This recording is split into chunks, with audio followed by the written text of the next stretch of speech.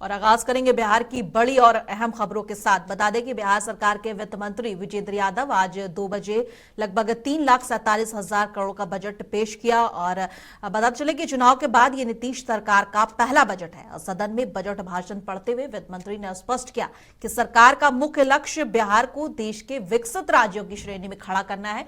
और इस बार कुल 3.47 लाख करोड़ रुपए का भारी भरकम बजट पेश किया गया है, जो राज्य के सर्वांगीण विकास पर केंद्रित है। वित्त मंत्री ने कहा कि ज्ञान, ईमान, विज्ञान, अरमान और सम्मान से बिहार तेजी से आगे बढ़ेगा। वहीं मंत्री जमा खान ने बजट को लेकर कहा है कि नीतीश सरकार ने हमेशा बिहार के हित के लिए काम किया है। आज बजट पेश होने जा रहा है सर, क्या आशाएं हैं सर बिहार को कुछ? देखिए, हमेशा हमारे नेता के नेतृत्व में बिहार के हित में हमेशा फायदा हुआ है। निश्चित तौर पर आने वाले दिनों में आपको सुनने को मिलेगा, क्योंकि नेता नीतीश कुमार जी जब भी चला है बजट, आप जानते हैं हमेशा बढ़ा है, विकास के लिए, हित के लिए, आगे भी रहेगा। और बिहार विधानसभा का बजट सत्र आज दूसरे दिन भी नीट छात्रा मामले की वजह से गरमाया रहा। आरजेडी के कई विधायक हाथों में तकिया लेकर सरकार के खिलाफ जोरदार प्रदर्शन और नारेबाजी करते नजर आए। इसी बीच बहुचर्चित बाहुबली विधायक अनंत सिंह ने शपथ लेने के लिए विधानसभा का रुख किया। अनंत सिंह के फिलहाल बेऊर जेल में न्यायिक हिरासत में बंद थे और अदालत ने उन्हें सिर्फ शपथ लेने की अनुमति दी थी। कड़ी सुरक्षा के बीच अनंत सिंह ने विधायक पद की शपथ ली और इसके बाद उन्हें वापस जेल ले जाया गया। बता दें कि बजट सत्र के पहले दिन भी कल कांग्रेस और एआईएमआईएम और उसके बाद जो है आरजेडी के विधायक ने जो है नीट छात्रा को लेकर और बिहार में गड़बड़ाती कानून व्यवस्था को लेकर विरोध प्रदर्शन किया था और आज भी ये विरोध लगातार जारी रहा।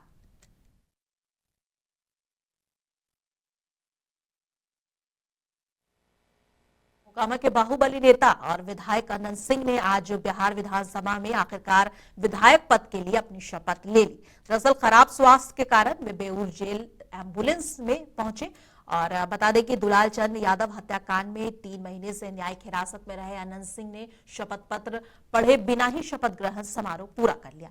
और शपथ लेने के बाद उन्होंने बिहार के मुख्यमंत्री नीतीश कुमार के पैर छुए और उनका आशीर्वाद लिया। नीतीश कुमार ने भी मुस्कुराते हुए अनंत सिंह को उनका हालचाल पूछा और मुस्कुराते हुए उन्हें आशीर्वाद दिया।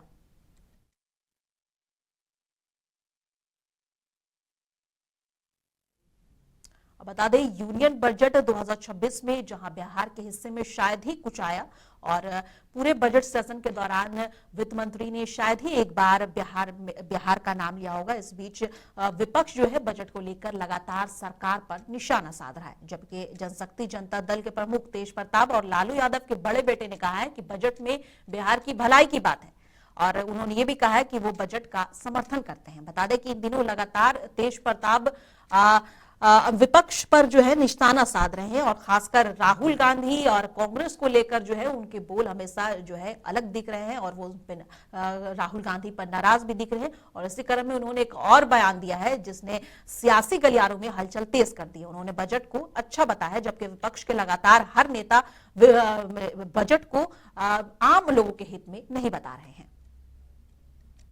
हाँ, तो काम करे ना उस बजट सत्र में। जब बिहार का भला के लिए कोई बात हुआ है तो अच्छी बात है, सपोर्ट करते हैं हम इसको।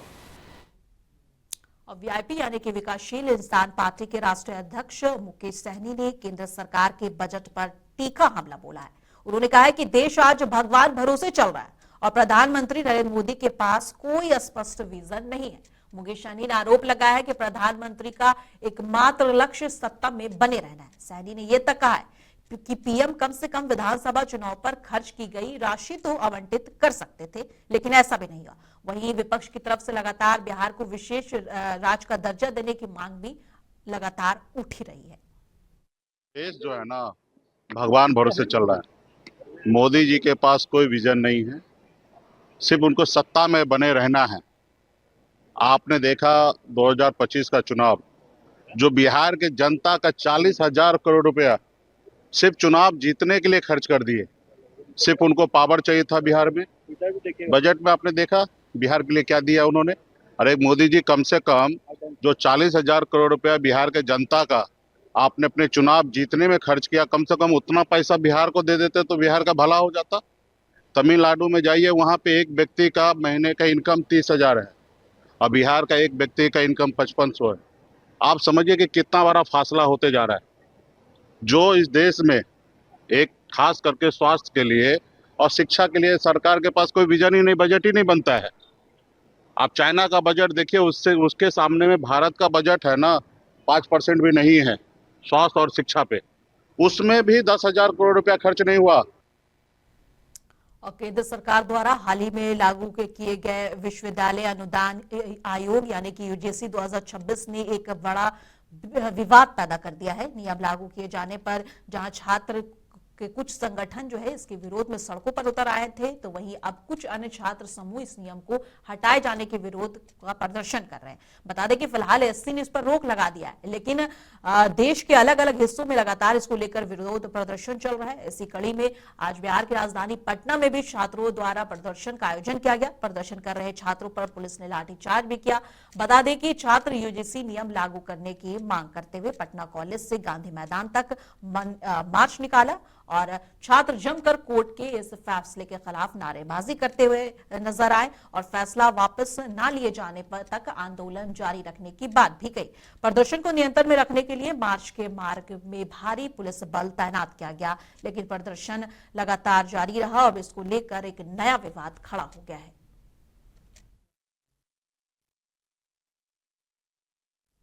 दिल्ली में निर्वाचन सदन के बाहर मुख्यमंत्री ममता बनर्जी ने कहा कि बीजेपी ने बिहार, हरियाणा और महाराष्ट्र से एसआईआर की वजह से जीत हासिल की, लेकिन उन्होंने आगे दोहराया कि पश्चिम बंगाल में जीतने की चुनौती देंगी और क्या कहते हैं, उन्होंने ये भी कहा कि यहां आप नाम नहीं काट पाएंगे। ममता ने स्पष्ट किया है कि बंगाल में बीजेपी को जीतना आसान नहीं होगा। बता दें ममता बनर्जी ने नई दिल्ली में चुनाव आयोग के कार्यालय के बाहर एसआईआर से प्रभावित कुछ परिवारों और पार्टी नेताओं के साथ मीडिया को संबोधित किया।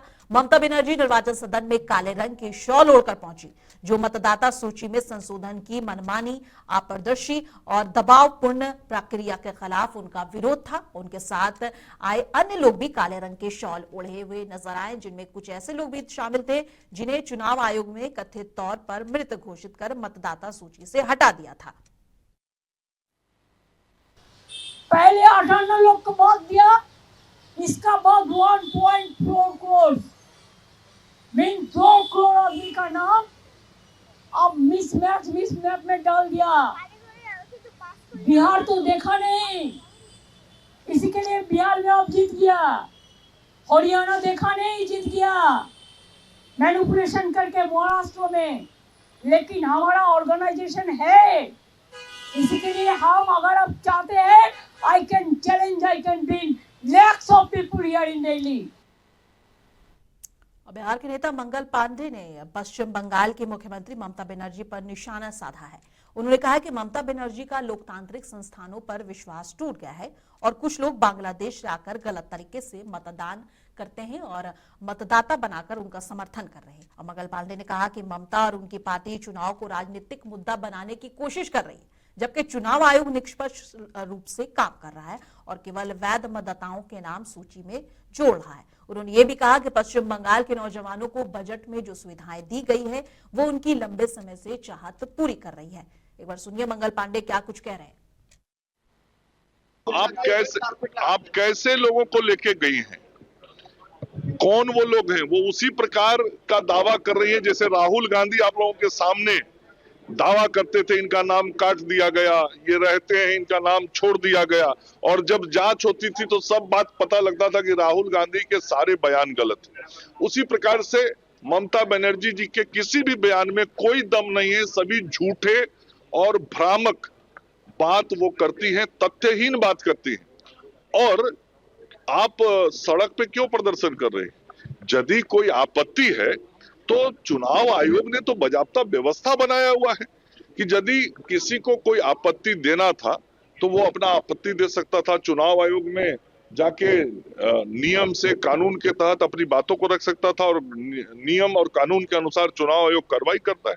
इस सड़क पे आंदोलन और नौटंकी करने का क्या जरूरत है?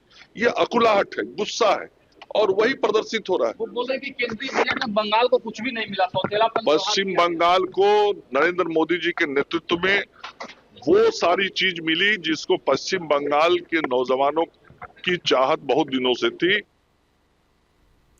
और रोहतास दिल्ली कोलकाता हाईवे NH-19 पर बीते 2 दिनों से लगा महाजाम अब वाहन चालकों और यात्रियों के लिए गंभीर संकट बन गया है। जी हां, रोहतास जिले में जाम की स्थिति इतनी भयावह हो गई है कि हाईवे के दोनों ओर लगभग 25 किलोमीटर तक वाहनों की लंबी कतारें लगी दिखाई दे रही हैं। ट्रक, बस हो या कार या अन्य भारी वाहनों के पहिए पूरी तरह से थम गए। हालात ये भी है कि चंद किलोमीटर की दूरी तय करने पर में भी घंटों का वक्त लग रहा है, जबकि जाम में फंसे लोग पिछले 48 घंटे से भूखे प्यासे बेहाल हैं। हाईवे पर फंसे वाहन चालकों का कहना है कि जाम सुबह से नहीं बल्कि दिन रात बना हुआ है। ट्रक चालक लखन, जो कि सुबह करीब 5 बजे से NH-19 पर फंसे हैं, बताते हैं कि स्थिति बेहद डरावनी है।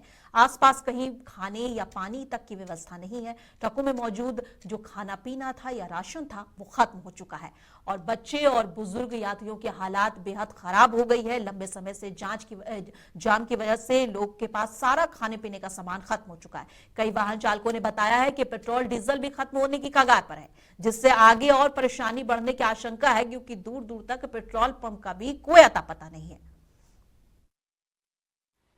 कब से जाम में तो 5 बजे से मतलब अभी तक गाड़ी कोई टच मस नहीं हो रही है। के पास सोन नदी पर 2 ब्रिज बने हैं जिसपे ट्रैफिक चल रहा है।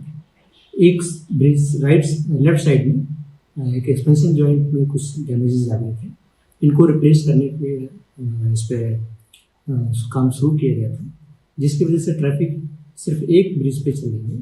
कुछ उसमें इससे मूवमेंट स्लो हो गया गाड़ियों का और कुछ जाम की स्थिति उत्पन्न हुई। जैसे हम लोग पूरे हमारे टीम लग करके जाम को मैनेज करेंगे और शीघ्र ही हम काम स्टार्ट करके ट्रैफिक करेंगे।